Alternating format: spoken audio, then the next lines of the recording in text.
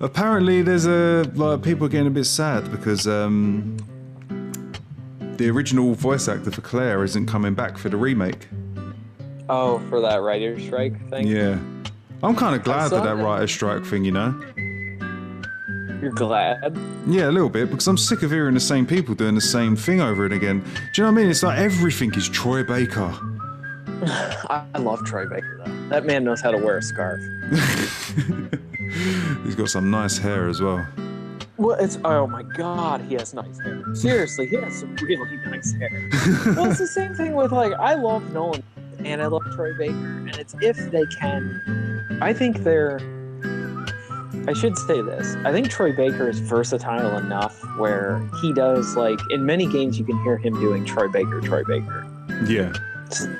And I love how in Arkham he didn't do his version of Joker. He just did his impression of Mark Hamill. Yeah, he did a great version of Mark Hamill. Yeah, he did. Yeah, I thought, oh my God, all right. So if Mark Hamill kicks the bucket, and I never want that to happen, I was like, here we go. Just talk to Troy Baker. He ain't gonna die. That man's gonna live forever. His fandom will make him like live forever. He's like the ultimate like person for nerds as well, because he's such a nerd himself. He gets so into everything. Have you seen him voice act? Like, seen him in a booth? Oh yeah, when he does the Joker, he does the face and everything. It's awesome to watch. Yeah, it's so cool.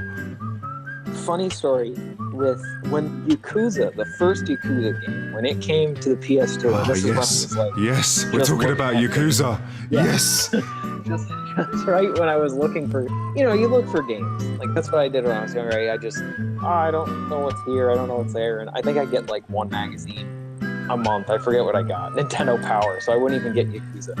And I remember finding Yakuza, and it didn't get the best score, like at GameSpot.com. They gave it like a 7.5, but I watched the gameplay and I'm like, this looks really great. No, it GameSpot. Like GameSpot, you got to pay them if you want a good score.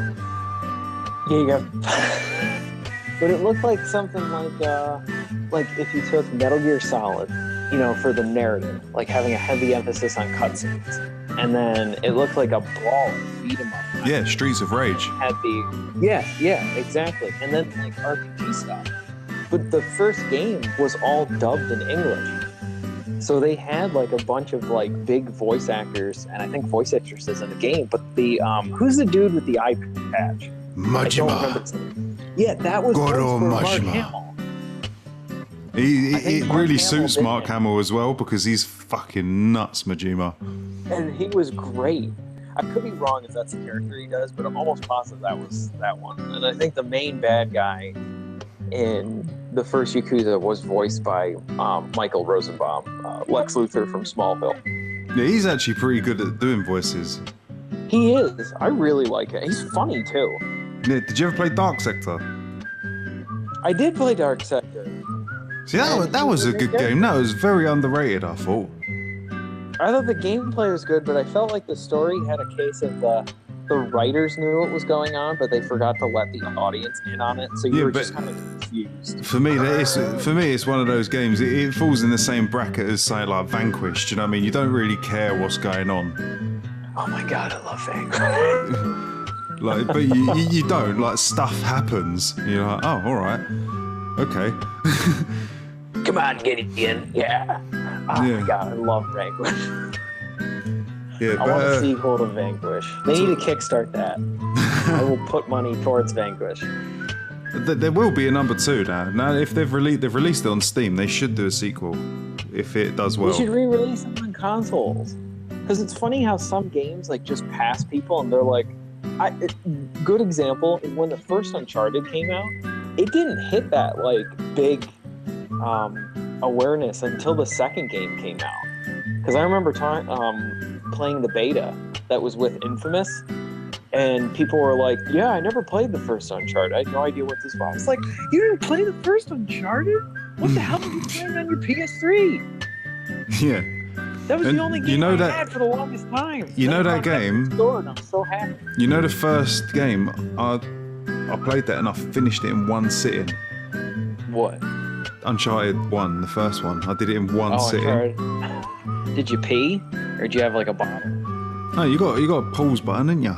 Oh, okay. It's not Dark Souls. Well, not Metal Gear Solid. No, you muscle your way through it. Metal Gear Solid 3, you're in it for the long haul. You need like a colostomy bag when you're playing those old games. Like that guy in the Comic-Con video. Yeah. And I'm like, is that a piss bag? I honestly thought that as well. I was like, oh, mate, is that a piss bag? And he's like, no. And then he's like, it said, I looked at it and it said Radaway on it. I was like, oh. I was like, oh, mate, I thought you was just like, you didn't want to take your costume off or something. I remember when Metal Gear Solid 4 came out, and I was younger, and like some website didn't give it a 10 out of 10. And I'm like, what is wrong with you? And then, you get older, you're like, I don't care. But at the time, I'm like, how do you not give this a 10? Yeah, see, I can understand the criticism. You can pause cutscenes. You can pause cutscenes. That's revolutionary. We fucking had to. There's like, some of them was like an hour long. Yeah, the whole last part of the game, it's like, all right, just sit back, make some dinner, you're in it. It is a film in itself. Witness the perfect ending to a saga. It was. That game was like a fairy tale ending. Yes. To a series. That's why 5 is just like, why does it exist? We've got to change the subject. We can't talk about that. Yeah, we'll have to save 5 we'll save Metal Gear Solid for like another one. That's what, you're gonna actually make me have to talk about it. Oh man. Oh, I'll save it. I'll save it until I'm really desperate to have a shit, and I'll just put the mic in the bowl.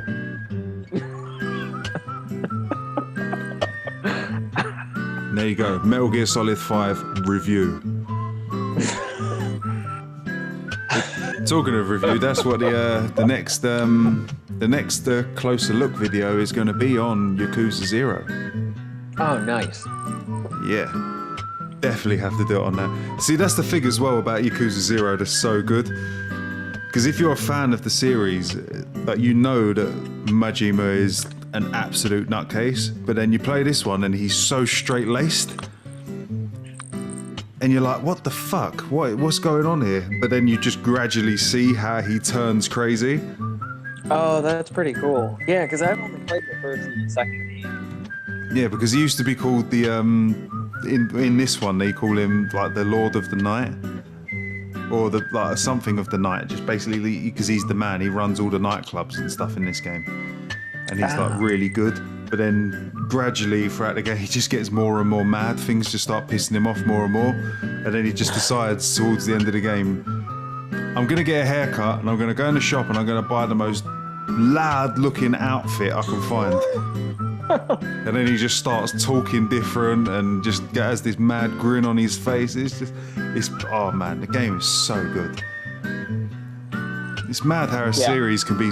This is the annoying thing with Yakuza. It's how a game can be so consistently good, but not get recognized. Yeah, no one knows. It's fun. Like that's one of those series. Like I have games where it's like I think they're amazing, and when I have friends play them or whoever, they're like, "Oh, that was great." They just didn't know about it. Like Alan Wake is another one of those. Like, what are you talking about? I'm like, you should. If you like stories, you should play this. And they play it. And they're like, oh my god, this is amazing. Well, I can't believe I didn't hear this game. I'm like, yeah, well, there you go. You're welcome. Yakuza's just the same way. I don't know. Because how many have they released? They've done like a couple spin-off games. Well, you got 6 is about to come out. That was at E3, number 6. And the remake of number 1. But then you've got ones that have never ever come out in the West. So you've got Ishin, which is Yakuza set in like feudal Japan's. Oh yeah, you were telling me about that. That sounds like a cool game. Yeah, but it's never going to be translated, which is like, it really annoys me. I've even thought about getting it and sort of deciphering the game like whilst playing, because you've got like you've got like people that have made sort of translation guides. You gotta love fans. That's awesome. But it's the only way you can do it, because it's not like you can patch the game. Do you know what I mean? This is why, like, when I heard the news the other day that Sega wants to bring all the Yakuza series to PC, I just sort of like almost shit myself because I was like, oh my god, like maybe we'll get this game, even if they don't translate it, fans will. Yeah. And on PC you can make a patch. They got something right going on with them. We should tab that, put that in like another one. We talked about that in another video as Sega, because I feel like them announcing that whole, oh, we're gonna revive franchises or whatever. And they've got so many. That's a smart move on them, I think. It's definitely I'll a just smart say move. this: Skies of Arcadia. I just want a re-release. I don't care about it. Give me it again. Yeah, I had a comment of that the other day. Someone was like, capital letters, Skies of Arcadia, make it happen, please, please. I love that RPG. I played it on the GameCube. You see, I played it on Dreamcast. Yeah, I never owned that. Dreamcast, and that's another thing. So Dreamcast is like, it's funny. I don't know if it's a bias or not, because I grew up with the Mega Drive as my primary console. I had all of them. I had the Super Nintendo, I had the original NES, but the Mega Drive was like my main console. So then going from that, and then my cousin had the Sega Saturn, and you had games like Die Hard Arcade, Virtua Cop. He pretty much bought every single game that come out for it. I used to go around there and play it, but then I ended up getting a PlayStation instead of Sega Saturn. Hold on a second. Okay. I know we've talked about this before a little bit, but I played Die Hard Arcade like in an arcade. That was on Sega Saturn? Yeah. Or Dreamcast? Sorry. No, it was on Sega Saturn. Sega Saturn. Oh, it was on Sega Saturn? The sequel come out on Dreamcast. Oh, that sucks. Because it's always neat as a kid when you play something in the arcade. Because at that time, it's special. It's only at that one location. You can't. Not every arcade game was made like ported to home consoles. So something like that, it was like, oh my! And I love the beat 'em ups. I grew up with that one. I grew up with Captain America and the Avengers. I bought that on the Sega Genesis. Actually, my dad got that for me. We couldn't find it anywhere. It was at a video store, a Hollywood video store. And I kept renting it for like weeks. And my dad just went up to the guy at the counter and he's like, how much is it to just buy this rental copy from you? And I remember he paid like a crap ton of money. I still have the cartridge. It still works. And I loved that game. That was awesome. I remember they had the Spider-Man one and the X-Men one. Oh, I love the X-Men. Konami. Oh man, like they Fuck made Konami. I know. Konami can suck my big toe, mate. But when before the Dark Ages, they did make X-Men. It was pretty neat. Do you know what my favourite arcade beat 'em up was? What? Captain Commando. Captain Commando. You could play as a baby driving a mech. I used to love that because like my arcade had that game, and they had in the same arcade they had Captain Commando, the Simpsons beat 'em up. That was great. Oh man, this arcade was so good because you had Did they have this that point. King Arthur game? King Arthur. That like Knights of the Round or whatever. I remember. Oh yeah, I think so. That was great. There's the arcade Golden Axe in there as well. Ah. There was a X-Men versus Street Fighter, not Marvel. It was the X-Men one, the first one. Oh, I remember that. I suck at those games. Yeah, that was the one when you had Omega Red in it as well. He was my favorite character. Oh, he's the one with the three hentai tentacles that come out of his hand. Yeah. Talking of these games, how fucking bad does the new Marvel vs. Capcom look? I haven't played it, but I heard that it's just like. Do you even have to? All the time. Do you even have to? Look at the fucking soulless faces of the characters. Oh, they look terrible. Look at poor old Dante in it. He doesn't have this sarcastic charm. He just kind of looks like someone's. It looks like grandma squishing his cheeks together. The thing that annoys me is the model from Devil May Cry 3 is better than the new one on PlayStation 4. Yes. Yes. How can you fuck up that much? And Chun-Li looks like a man.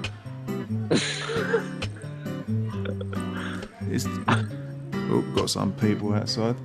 Sadly, I have to have all the windows open in my house because for some reason it's fucking really hot in England for once, and it's not raining and miserable. It is just absolutely fucking boiling, and I am sweating my nuts off. I'm literally sitting here in my pants. Now everyone knows how I do my recordings. Exactly. That's how you do it. And for you Americans, maybe I might not have. for you Americans, pants is underwear, not trousers. Oh. Yeah, so I'm sitting here in my underwear talking to you, Joe. How does that make you feel? Intimate. Mm. Just don't want to end it.